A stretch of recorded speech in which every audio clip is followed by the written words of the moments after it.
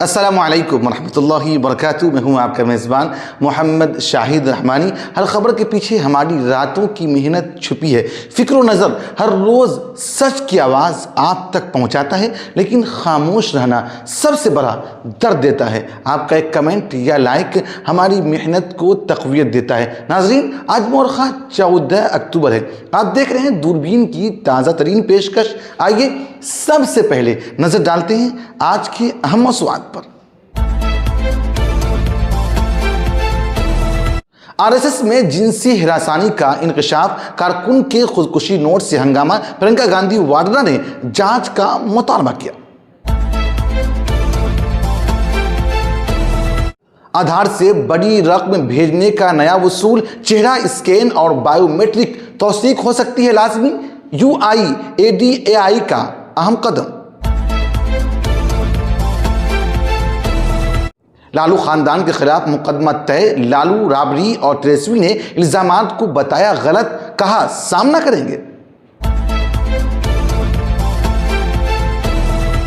बिहार इंतखाबात में ओम प्रकाश राजभर की बगावत, 153 सीटों पर उम्मीदवार उतारने का ऐलान, कहा अगर इज्जत दो तो इत्तेहाद मुमकिन। जम्मू कश्मीर के वज़ीर आला उमर अब्दुल्ला का इल्जाम, बीजेपी धांधली के बगैर नहीं जीत सकती है। राज्यसभा इलेक्शन में हॉर्स ट्रेडिंग का खदशा जाहिर।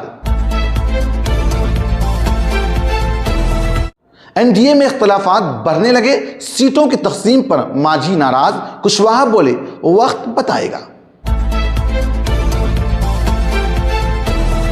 गजा में खुशी के मनाजिर, 1900 फलस्तीनी कैदी रिहा, हमास ने 20 यरगमालियों को रिहा किया। पाकिस्तान में TLP एहतजाज पर फायरिंग, 280 हलाकतें, इस्लामाबाद मार्च को रोकने के लिए फोर्स की कार्रवाई।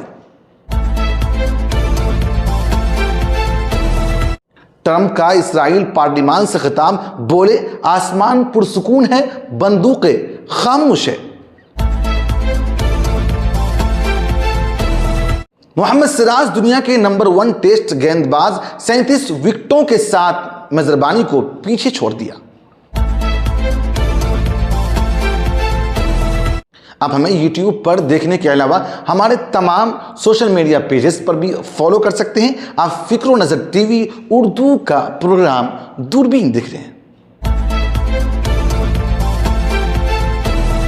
केरला से एक सनसनीखेज खबर सामने आई है, जहां कांग्रेस पार्टी की रहनुमा प्रियंका गांधी वाड्रा ने आरएसएस के एक कारकुन की खुदकुशी के मामले पर मुकम्मल तहकीकात का मुतालबा किया है। यह वाकया तिरुवनंतपुरम का है, जहां 26 साल नौजवान अनंदू जी एक लॉज में मुर्दा पाया गया। उसके खुदकुशी नोट में संघ के कई अरकान पर जिनसी इस्तेहसाल के संगीन इल्जामात आयद किए गए हैं। प्रियंका गांधी ने कहा है कि यह इंतहाई तशवीशनाक मामला है, क्योंकि लाखों बच्चे आरएसएस के तरबियती कैंपों में हिस्सा लेते हैं। उन्होंने मुतालबा किया है कि इस मामले की गैर जानिबदाराना जांच होनी चाहिए, ताकि सच सामने आ सके।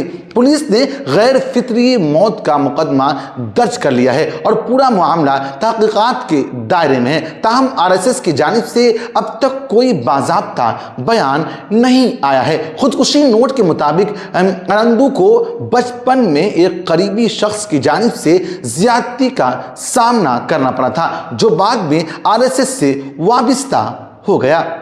मुल्क में डिजिटल अदायगियों को मजीद मजबूत महफूज बनाने के लिए मुनफरिद शनाख्ती अथॉरिटी यानी UIDAI ने एक नया कदम उठाया है।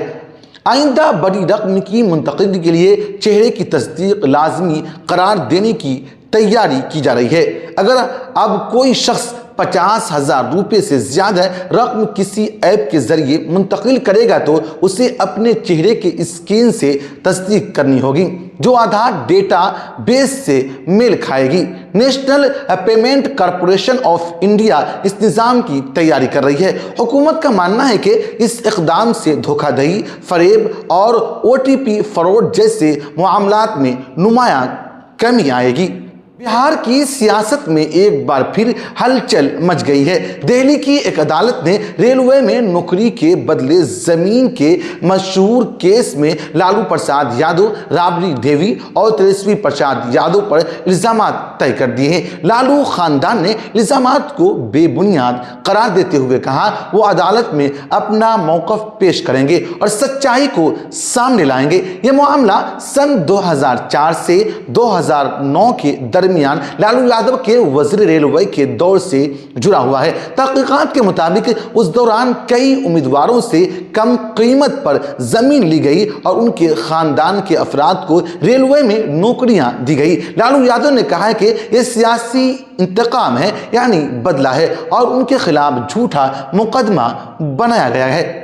बिहार असेंबली इंतखाबात की तैयारियों में इत्तेहादों के दरमियान इख्तलाफात खुलकर सामने आने लगे हैं। बीजेपी और जेडीयू ने 101 सीटों पर इंतखाबात लड़ने का फैसला किया है, जबकि लोक जनशक्ति पार्टी को 29 और दीगर इत्तेहादी जमातों को 6 सीटें दी गई है। ये तकसीम सुहेल देव भारतीय समाज पार्टी के सरबराह ओम प्रकाश राजभर को पसंद नहीं आई। उन्होंने ऐलान किया है कि उनकी पार्टी अब खुद 153 सीटों पर उम्मीदवार उतारेगी। उनका कहना है कि अगर बीजेपी इत्तेहाद में रहने के लिए संजीदा है तो उसे अपने साथियों को इज्जत देनी होगी। देखिए, हमारी वार्ता बिहार के जो प्रदेश अध्यक्ष हैं दिलीप जायसवाल, जब उनको जरूरत पड़ी बाई इलेक्शन में तब तो गिड़गिड़ा रहे थे कि हमारी मदद करिए, नहीं हमारी इज्जत चली जाएगी। वो बात विनोद तावड़े जी के यहाँ पहुंचाए, विनोद तावड़े जी ने भी स्वीकार की, जेपी नड्डा जी ने भी स्वीकार की। फिर उसके बाद हम लोग माननीय गृह मंत्री जी से भी मुलाकात की, उनको बाकायदे अपने कार्यक्रम की सूची दिया। उन्होंने कहा कि चुनाव आएगा तो हम लोग बैठ करके तय कर लेंगे और मिलकर चुनाव लड़ा जाएगा। तो हम उनके भरोसे रहे। फिर बातचीत होती रही, धर्मेंद्र प्रधान जी से भी बात हुई, नागेंद्र जी हैं बिहार में, उनसे बात हुई, सब लोग आश्वासन देते रहे। दुर्भाग्य है बिहार में रहने वाले प्रजापति का, दुर्भाग्य है राजभर का, दुर्भाग्य है रजवार का, राजवंशी का, राजधोप का। ऐसी जातियां हैं जिनकी आबादी हर विधानसभा में 20,000, 25,000, 30,000, 40,000, 50,000, 60,000, 70,000, 80,000 तक वोट है। लेकिन इनके वोट को पासवान की पार्टी कहती हमारा वोट है, मांझी कहते हैं हमारा वोट है, भाजपा कहती हमारा वोट है और आरजेडी और जदयू कहते हैं हमारा वोट है। ये लोग वोट देने की मशीन बन के रह गए हैं। इस नाते अब इनकी पहचान कराना, अब वहां के लोगों से बातचीत हुई, लोगों ने कहा कि साहब हम लोगों ने 10-10 रुपया जुटा के आप आए, हम लोग 20,000, 25,000, 30,000 की रैली किए हैं, तो आप पर्चा भरवाइए, हम लोग वोट देंगे। तो भारतीय समाज पार्टी वहां अकेले, अभी बात हमारी अकेले लड़ने की हो रही है। अभी हमारी एक भागीदारी पार्टी है, माननीय प्रेमचंद प्रजापति जी हैं, वो भी साथ में हमारे हैं और बात कर रहे हैं लोगों से। एक मोर्चा बना करके वहाँ चुनाव हम लोग लड़ेंगे। पहले फेज में पार्टी अभी तक 52 सीटों पर उम्मीदवार तय कर चुकी है। आज से नामांकन प्रक्रिया शुरू करने जा रहे हैं और 153 सीटों पर चुनाव लड़ेंगे। जब तक होगी नहीं तब तक कोई पार्टी पूछेगी नहीं, इस नाते कि सभी पार्टियों की निगाह में हम लोग हैं नहीं। जब तक अपनी पहचान, अपनी गिनती नहीं हो पाएगी तब तक कोई पार्टी को, अभी ये लगता है कि सारी जाति के नेता, सारी एक नेता बना लिए हैं पार्टियों के लोग और उन्हीं के सहारे जातियों का वोट लेते हैं। हिस्सेदारी देने की बात आती है तो मुकर जाते हैं, फिर वो टुकुर ताकते हैं कि एक टिकट दे दे भैया, दे दे भैया, दे दे भैया, और मार के जूता भगा देते हैं, भगो तुम्हारा काम नहीं, जाके खाली वोट दिलाओ। तो अब इस बार वहां के बिहार के लोगों में जागरूकता आई है। जो उन लोगों को अशिक्षित बना करके, गुलाम बना करके रखे हैं, उनको हम लोगों ने समझाया है कि आपको बाबा साहब डॉक्टर अम्बेडकर जी ने जो वोट का पावर दिया है, इसी वोट के दम पर आप बेहतर शिक्षा पा सकते हो, रोजगार पा सकते हो, नौकरी पा सकते हो, अमन चैन पा सकते हो, अपने बसने के लिए जमीन नहीं है तो आप 3 डिसमिल आवंटन आपको मिल सकता है, आवासीय पट्टा मिल सकता है, जमीन नहीं है तो कृषि के लिए भी जमीन मिल सकती है इसी वोट के दम पर।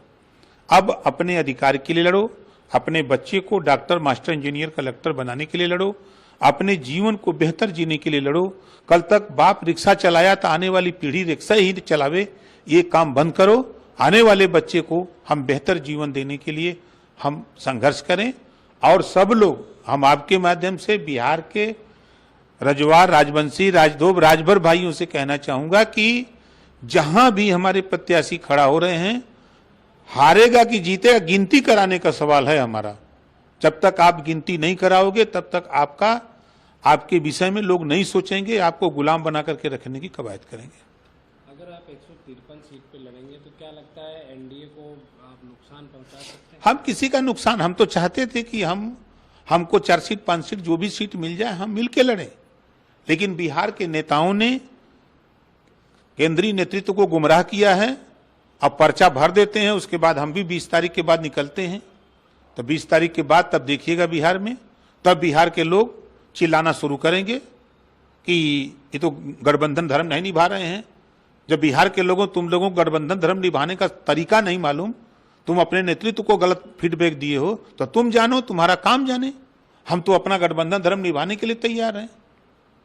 हम तो आज भी कह रहे हैं, आज भी अभी समय है कि साथ रखना चाहते हो तो हम लोगों को भी जो भी 4 सीट 5 सीट देना हो दे करके उसी में से रख लो, नहीं तो फिर भाई आप लड़ो। हम किसी को न हराने जाएंगे ना किसी को जिताने जाएंगे, हम अपनी गिनती कराने जाएंगे।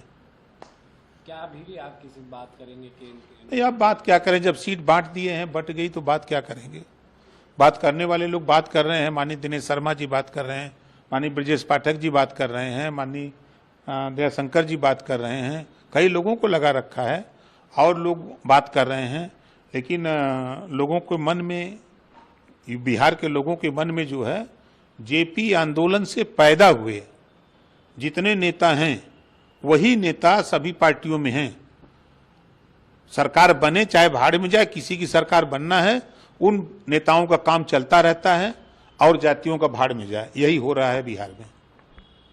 जम्मू कश्मीर के वज़ीर आला उमर अब्दुल्ला ने इल्ज़ाम लगाया कि भारतीय जनता पार्टी धांधली के बगैर कोई सीट नहीं जीत सकती है। उनका कहना है कि बीजेपी राज्यसभा इंतखाबात में खरीदो फरोख्त के जरिए कामयाबी हासिल करने की कोशिश कर रही है। उन्होंने कहा है कि अगर बीजेपी के पास मतलूबा वोट नहीं है और फिर भी वो नशिश जीत जाती है तो साफ जाहिर होता है कि खेल कहीं न कहीं गड़बड़ है। बीजेपी ने इन इल्जामात को मुस्तरद करते हुए कहा कि इंतखाबात मुकम्मल शफाफ अंदाज में होंगे। एनडीए के दीगर इत्तेहादी रहनुमा भी खुलकर नाराजगी का इजहार कर रहे हैं। जेतराम मांझी का कहना है कि उनकी पार्टी को कमतर समझा गया, जबकि उपेंद्र कुशवाहा ने अपने कारकुनानों से माजरत करते हुए कहा कि वो भी सीटों की तकसीम से मुतमईन नहीं है, यानी नाखुश है। सियासी माहिरीन का मानना है कि अगर एनडीए के अंदरूनी इख्तलाफात बरकरार रहे तो अपोजिशन को फायदा हो सकता है। गजा से एक बड़ी खबर यह है कि जंग बंदी मुआहदे के बाद इसराइल ने 1900 फलस्तीनी कैदियों को रिहा कर दिया है। ये रिहाई 20 इसराइली रगमारियों को वापसी के बदले में अमल में आई है। रिहाई पाने वाले कैदियों को रेड क्रॉस की निगरानी में मगरिबी किनारे मुंतकिल किया गया। गजा और रामुल्ला में उनका वालिहाना इस्तकबाल किया गया। लोग फूल निछावर करते हुए नजर आए। रिहाई पाने वालों में कई अफराद ऐसे शामिल हैं जिन्हें बगैर मुकदमे के बरसों कैद में रखा गया था। इस मौके पर फ़लस्तीनी सदर महमूद अब्बास ने कहा है कि इंसानी जज्बे की जीत है, मगर असल आज़ादी अभी बाकी है। पाकिस्तान से एक अफसोसनाक खबर सामने आई है, जहां गजा अमन मुआहिदे के खिलाफ एहतजाज ने खूनी सूरत हाल इख्तियार कर ली है।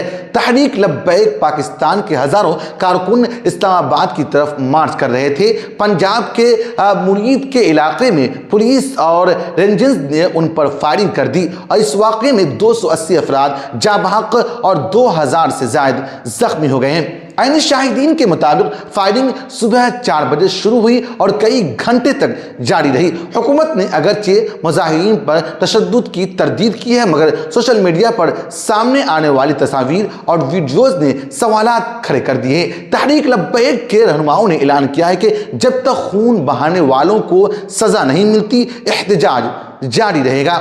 गजा जंगबंदी के बाद अमेरिकी सदर डोनाल्ड ट्रंप ने इस्राएली पार्लियामान से खिताब करते हुए कहा कि आज आसमान पुरसुकून है, बंदूकें और सायरन खामोश हैं। उन्होंने वादा किया है कि अमेरिका गजा की तामीर नौ में भरपूर ताउन करेगा। ट्रंप ने कहा है कि अमन सिर्फ अल्फाज से नहीं बल्कि अमल से कायम होता है और अब वक्त है कि मशरिक़ वस्ता एक नए बाब का आगाज करे। आखिर में खेलों की दुनिया से खुशखबरी, भारतीय फास्ट बॉलर मोहम्मद सिराज ने साल 2025 में सबसे ज्यादा टेस्ट विकेट हासिल करने का रिकॉर्ड अपने नाम कर लिया है। उन्होंने अब तक 37 विकेटें हासिल करके जिम्बाब्वे के बेस्टिंग मिजरबानी को पीछे छोड़ दिया है। सिराज ने इंग्लैंड और वेस्टइंडीज के खिलाफ जबरदस्त कारकर्दगी दिखाते हुए भारत को कई मैचों में फतह दिलाई। क्रिकेट माहिर का मानना है कि अगर उनकी यही कारकर्दगी बरकरार रही तो वह मुस्तकबिल में दुनिया के अजीम गेंदबाजों में शुमार किए जाएंगे। फिक्रो नजर की गुज़िश्ता पेशकश में कई अहम साहिबान ने अपना कीमती तबसरा करके हमारी हौसला अफजाई की है। हम तमाम नाजरीन का शुक्रिया अदा करते हैं। आप मुझसे, हमारे साथियों से फेसबुक पर भी रब्ता कर सकते हैं। हमारा फेसबुक पेज है फिक्रो नजर टीवी। हम आप तक पहुंचाते हैं सबसे अहम खबरें, वो भी दूरबीन की गहरी नजर से।